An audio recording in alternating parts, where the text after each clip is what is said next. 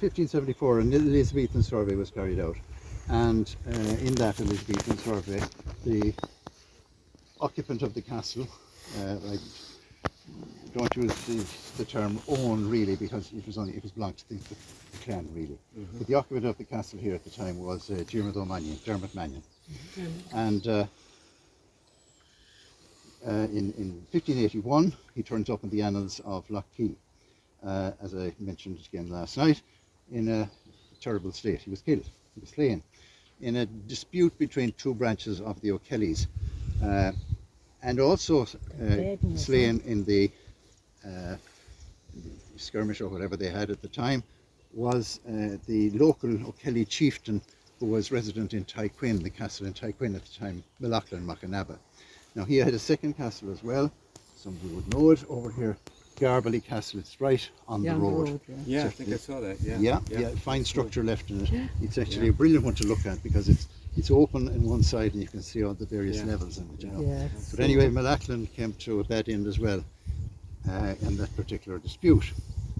And then 3 years later, two sons who were then probably resident here, having taken over, or at least one of them having taken over from Diarmid, were involved in the signing of a document, a Brehon law deed, settling a dispute between two branches of the Mannion clan. Quite likely the branch that were here, who would have been a lesser branch, and the ruling branch who were in Mendla.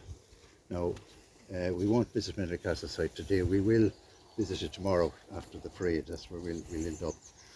But they turn up there. So what we're doing here, if you like, now we're kind of following a pattern here. So we're here, if you like, 1574, 1581. These are the dates we have. We're going on to our next site, 1584. And then we go from there, that's Rawmore. We go from there over to a place called Ballymannion. Now, today it's just a crossroad. That's all but we'll stop there. We have an information board up there. We have a sign up there as well to recognise it. But here, ramble around. You're walking on today's property is Mannion property today. I know, it's good luck, but there's a spider going all the way up there. I need a new garment. It's not what that signifies. But so medieval, it was occupied here in medieval times from middle of the 14th century, we'll say. The Mannions moved into this area here until the middle of the 17th when Cromwell and company moved them on. So walk around in the footsteps we ran. So take photographs, whatever, and we'll meet back at the bus in an hour or so. Okay. That long. We're not that slow walking. I am. It'd be Friday night.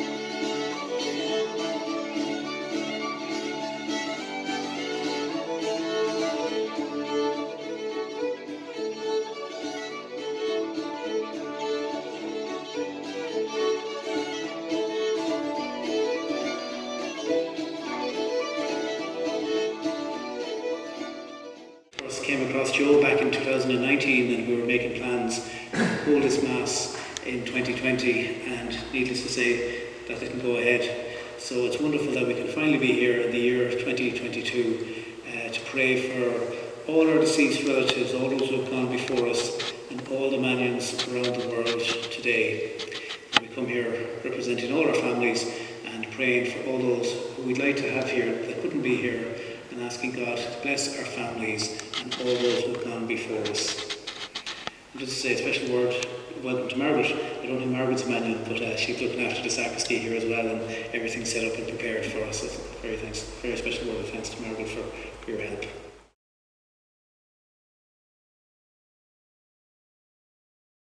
We being gathered here today in this church is also very special. We're praying for our Lady and the deceased members of the Mannion clan. But there's actually a very historical connection between the Mannion clan and this church. Tradition in the area here will tell you that in the early 19th century, the Mannion Castle was struck by lightning.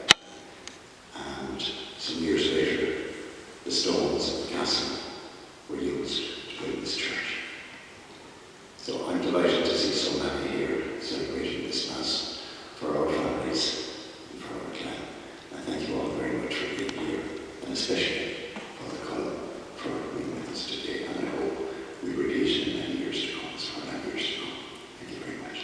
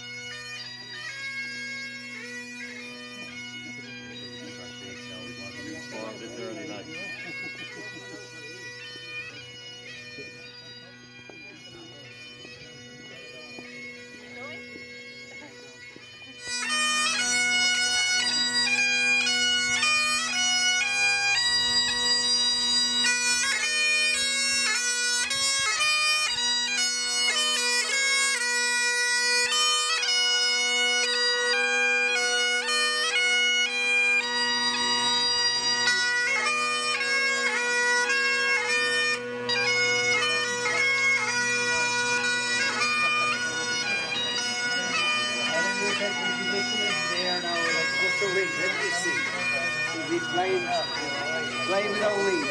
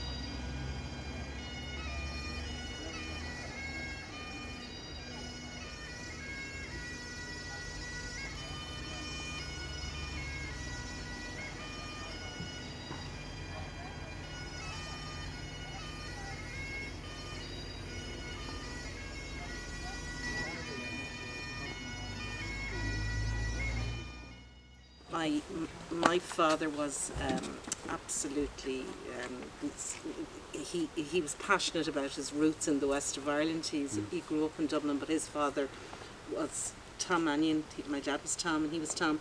He was a Roscommon Mannion, and we were always, talking about where we came from and our roots, and we'd come to Galway, Mayo, Roscommon every summer, and my dad then did the family tree himself, and he went and he found Mannions in Boston, but they had become Mannings, and Joe explained all that to us very well.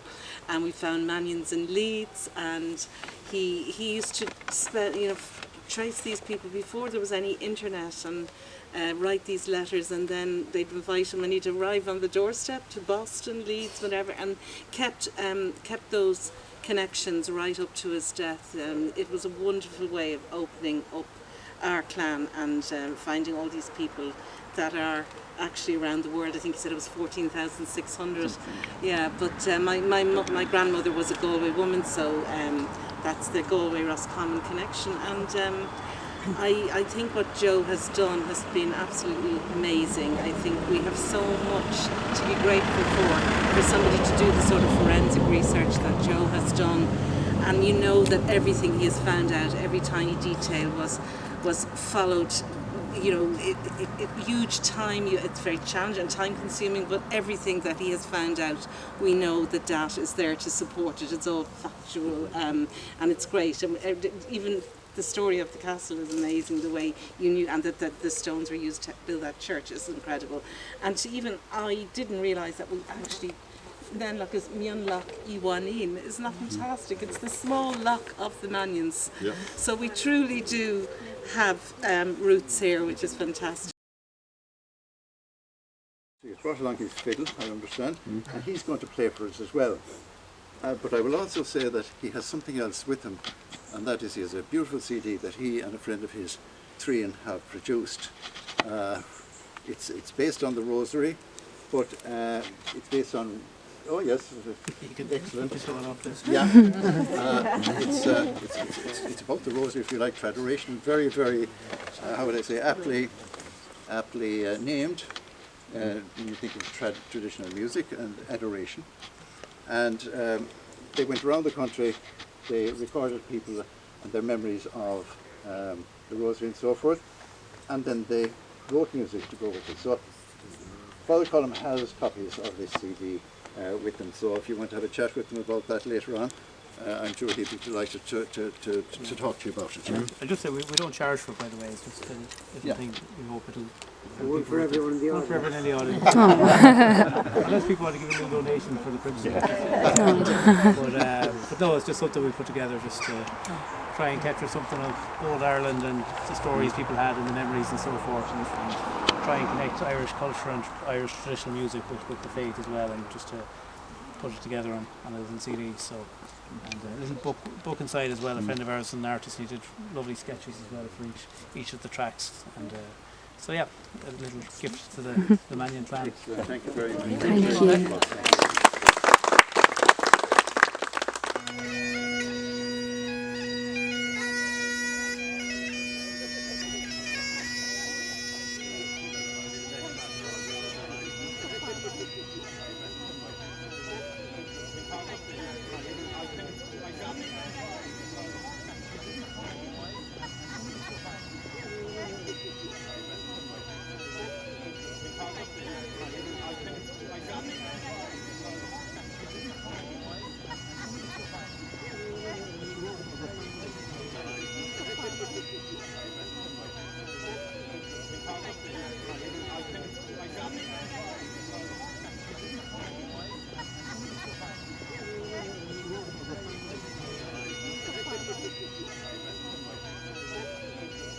Trews were also worn by the Irish, sometimes in winter with Lena, sometimes without the Lena altogether, just the trews and the short jackets.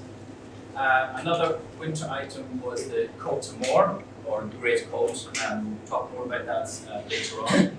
And of course, shoes, brogue. The Irish were very fond of going barefoot, but they also wore shoes on occasions. And an item that very few hear about is stockings. soda stockings in Irish marching. Also we have the Chris as well, which is an Irish belt. We have a few that you can see there. That's probably the longest continuous use garment of all the Irish garments. It was still used on the Aran Islands, County Galway, from the middle of the 20th century. Instead of the yellow colour, but they still wore the yellow as well. And the gentleman reciter, again, he's got the rat on, wearing it over his head for protection. He's got a typical Irish sword there. You can just see a bit of a scabbard there, and you can see the round decoration at the top of the hilt. I've got an exact replication of one over there. You can see that later. And again, look at the colour schemes. Bright yellow dress, for want of another word, a blue cloak, brat, and his inner is pink. Not what you would expect from warrior class people.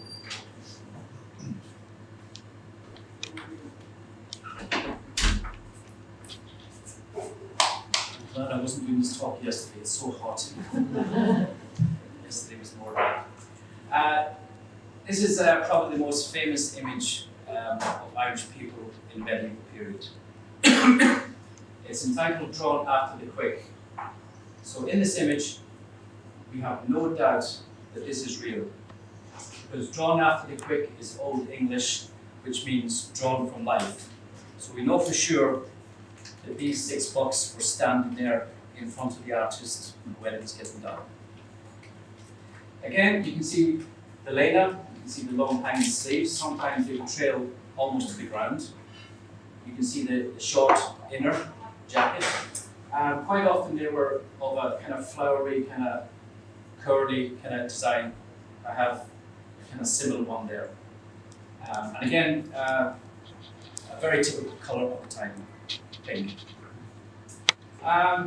What else? Again, the centre guy there, you can see the rat, as Joe was perfectly dressed a few moments ago. Just basically covered both shoulders, you can't see much of what's underneath. So the Irish had them as well. Could I just interject Yes. for a minute and warn you that you now have beside you a descendant of the Mannion warriors. Okay. And there's a saying or a motto that goes with it which says Fanny and Mannion, or Fanny and Mannion. I will definitely. Very good. Nice to have your heads.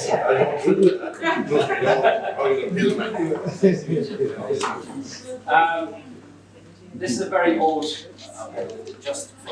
this is a very old weapon here. It became very common in Ireland through the Gaelic warriors. They came over from Scotland initially, and then some Irish clans set up as Gaelic classes as well. It's a lethal weapon. It was mostly used for taking down cavalry. So if you've got a man coming towards you on a horse, you swing that at him, and with a bit of luck, you'll take the horse in half. Sorry. Oh, he didn't die. They were bloody dandies. And if you happen to miss, you've got a hook there, and you pull the rider off his horse. Now, could you just hold that for me? Be careful, it wobbles a little bit. Oh, I cut that one. I wouldn't give that to him. My time. So hold it near the bottom as if you want to swing it. Okay, that's it. Swing. Imagine if you had to be in battle doing that for half an hour. It won't come off, it just wiggles a little bit.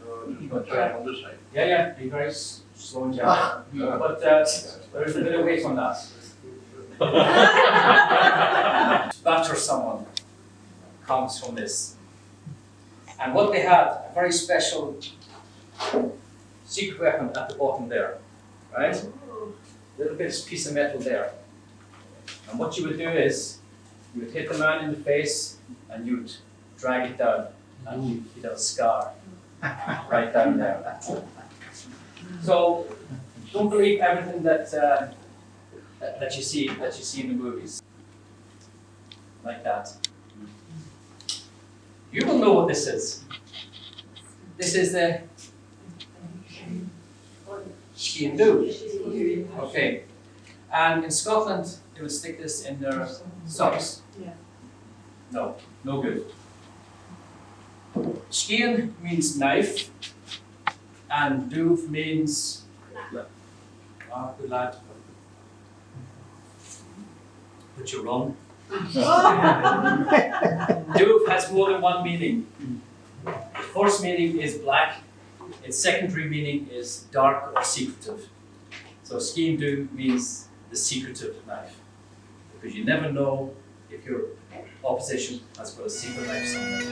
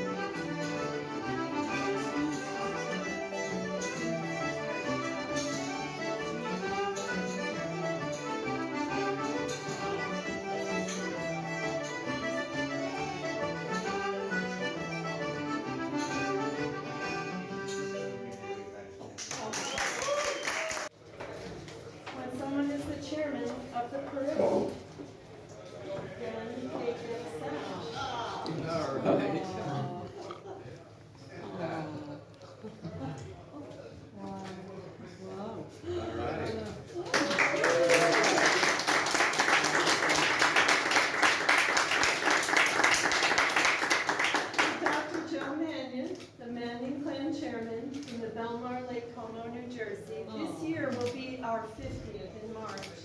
And everyone from the family is invited. There's absolutely, just like you said, no hard feelings if you don't come, but we'd love for you to come.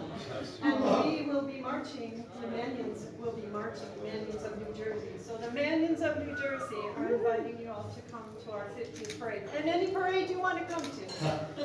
But I wanted to say the most meaningful thing for all of us is, just like the lady that spoke on the very first night. So genealogy, you know that you learn the list, and you learn the dates, and you learn the names and the dates, but nobody puts together the heart and who they were and how it feels. And you've done that for us.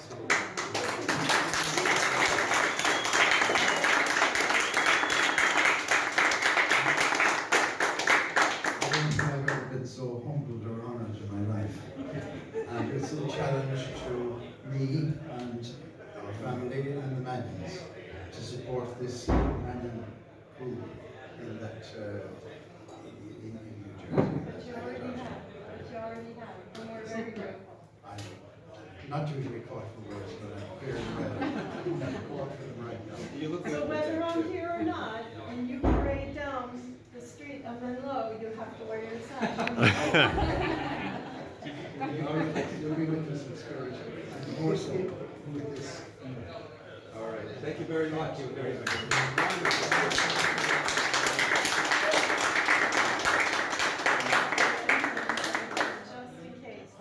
Thank you very much. This is very humbling.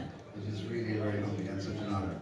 And the danger is that I'm subject to flattery and so forth, so the head will get bigger and bigger, so I'll be much more difficult to deal with the next time. Thank you very much, and I'm so delighted that you could make it.